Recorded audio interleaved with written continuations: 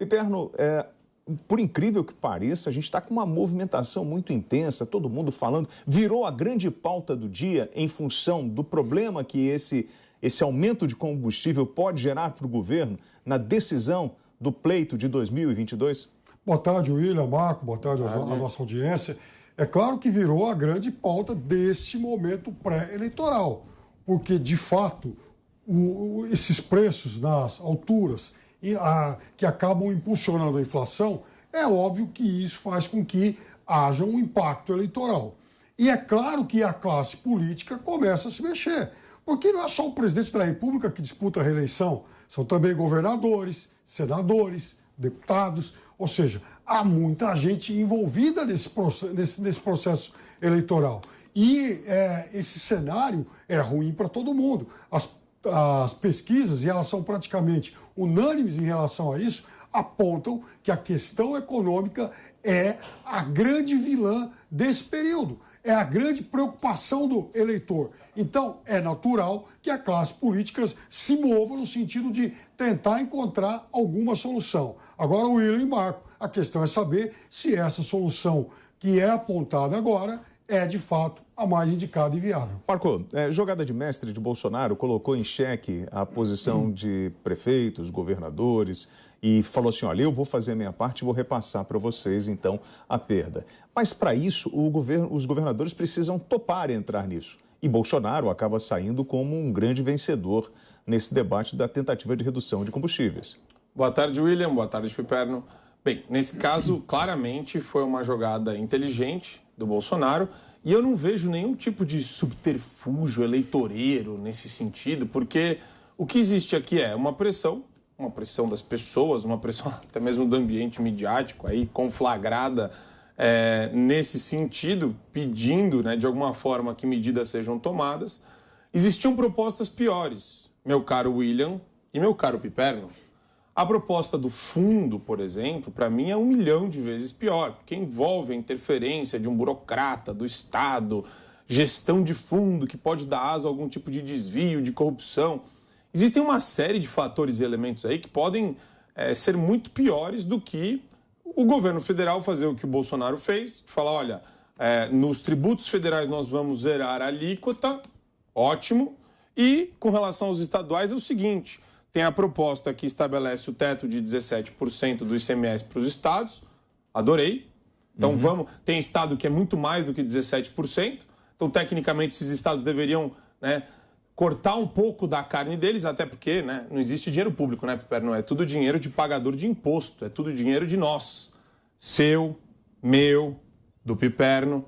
Então, quando você percebe que alguns governantes trabalham muito mais para as finanças dos estados do que em prol da população e resolvem disputar o governo federal com relação a essa questão, é muito mais um interesse político de não gerar valor ao que o Bolsonaro está querendo fazer, que ele vai simplesmente pegar esse teto, até o teto de 17% dos estados, e dar para os estados.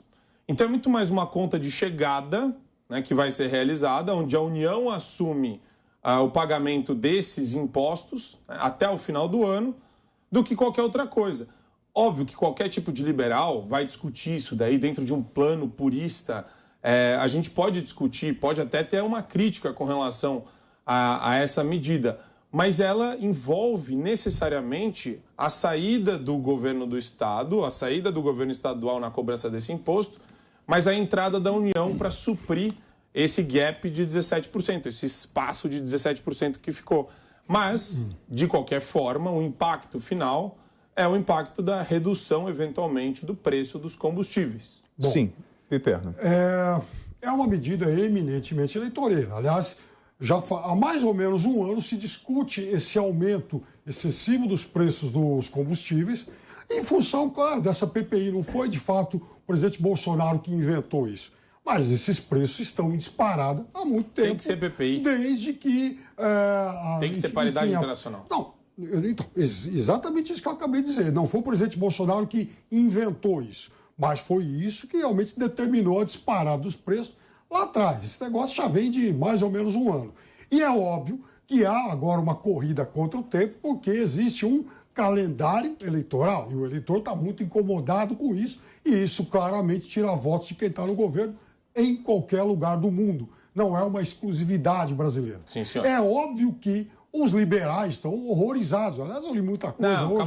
Calma lá. Isso. A turma do mercado, leiam, por favor, o site do mercado, horrorizados com isso, porque sabem que não há caridade nisso. Para o governo fazer essa compensação, ele vai ter que buscar recursos em algum lugar. Quais são as duas fontes apontadas hoje por 11 em cada 10 analistas? Os recursos da provável privatização da Eletrobras.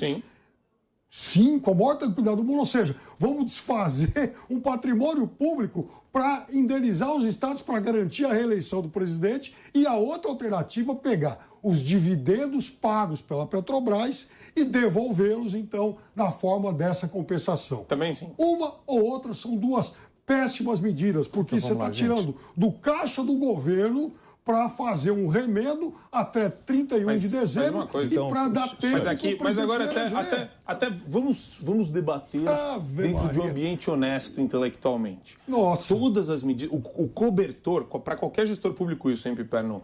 O cobertor para qualquer gestor, administrador público, William, ele é sempre mais curto do que o que envolve demandas sociais em todas as áreas. Seja saúde, educação.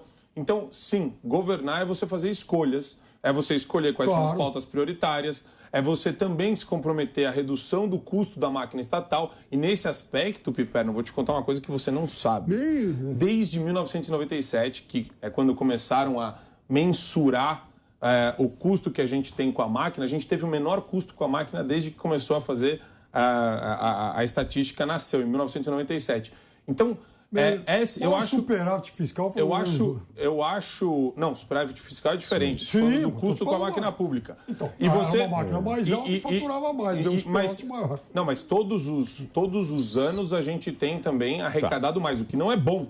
Mas isso envolve também uma conta de chegada que quem faz é o ministro da Economia. Então, quem está estipulando... No fim das contas, existe uma tecnicalidade aí, e, na verdade, o Piperno, ele estava elogiando a medida. Posso fazer uma pergunta? Eu não. Eu só estou dizendo começou elogiando. Liberais de todo mundo, univos, porque realmente a coisa está brava. Vamos dilapidar o patrimônio público para reeleger o presidente. Essa medida da redução do ICMS até dezembro, ela vai beneficiar o pobre que não tem carro, aquele que usa transporte público.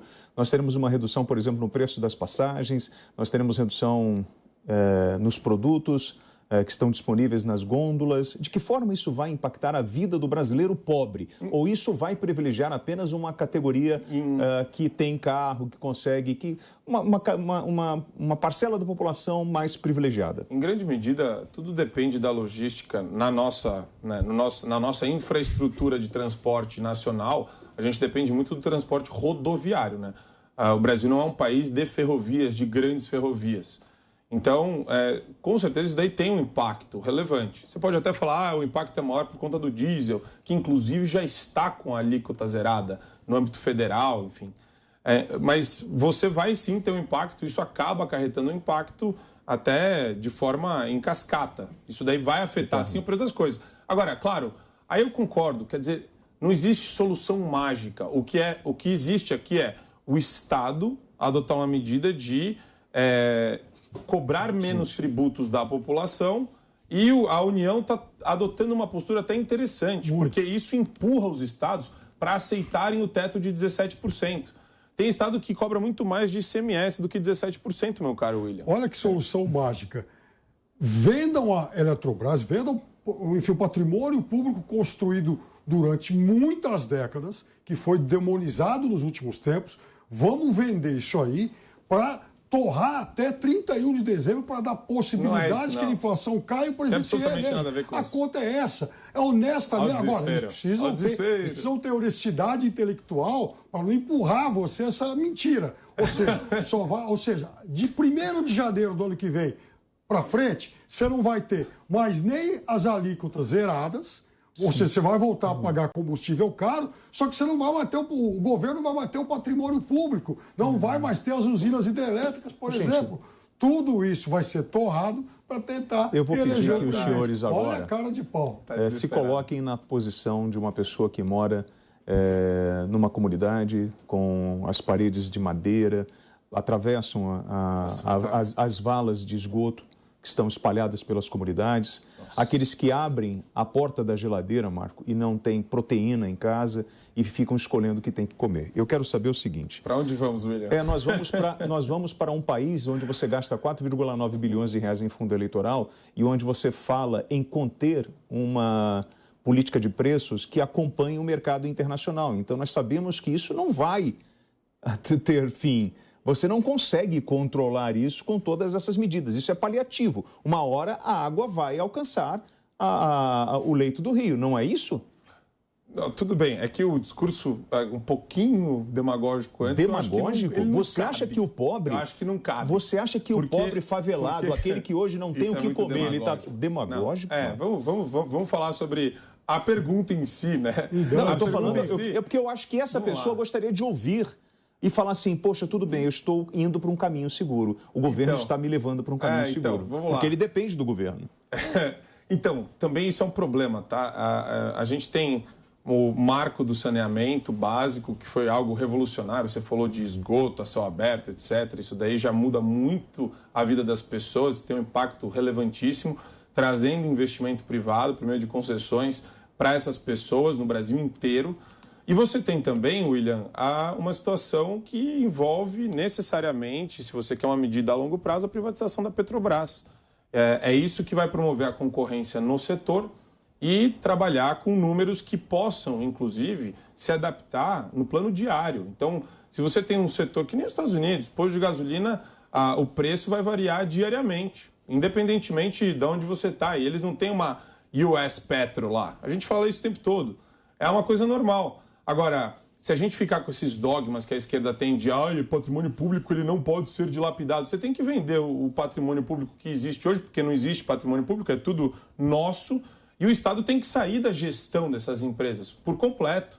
O Estado não tem que ter interferência política em qualquer empresa de qualquer área, ponto final. São poucos ricos que decidem o futuro de uma sociedade pobre, é isso? Em todas as sociedades é assim. Você está marxista Agora, hoje, hein, eu diria para você o seguinte, você está marxista hoje, hein? Acima de tudo, muito ingratos com a nossa velha Petrobras, porque não fosse a Petrobras agora, a Petrobras, que gerou mais de 40 bilhões de reais em dividendos no ano passado para o governo e só nesse primeiro trimestre, já gerou 17,9 bilhões, se não fosse essa dinheirama toda, essa proposta de hoje talvez ela nem tivesse nascido, porque eles também contam com os dividendos da Petrobras para poder conceder esse subsídio eleitoral. Ou seja, não fosse a Petrobras, do jeito que ela existe hoje, não haveria essa dinheirama toda. Ou seja, o governo não receberia esses dividendos e, portanto, não teria como patrocinar nessa BNS, né? Essa distribuição de subsídios, essa generosa distribuição de subsídios eleitorais para todo mundo. Ou seja, há, acima de tudo, uma ingratidão com a nossa velha Petrobras. Gente, esse é o argumento mais fantástico que eu já ouvi na minha vida inteira. Será que a audiência captou isso direito? Não. O Pipero está falando em gratidão com a Petrobras. Não, é gratidão de vocês, porque vocês estão demonizando a Petrobras, mas vão usar agora o dinheiro que ela deu para o governo, que ela transferiu para o governo, para bancar essa benesse eleitoral. Ninguém está demonizando nada. A questão é muito simples, ela é aritmética, básica. Você não pode ter um Estado gestor no meio empresarial. Não o é Estado, assim. ele só atrapalha. O Estado envolve burocracia. O Estado engessa a gestão de qualquer empresa. O Estado envolve interferência política, conflito de interesse, corrupção. Você tem uma série de problemas que são trazidos por uma gestão estatal para qualquer tipo de empresa. Vamos falar de mais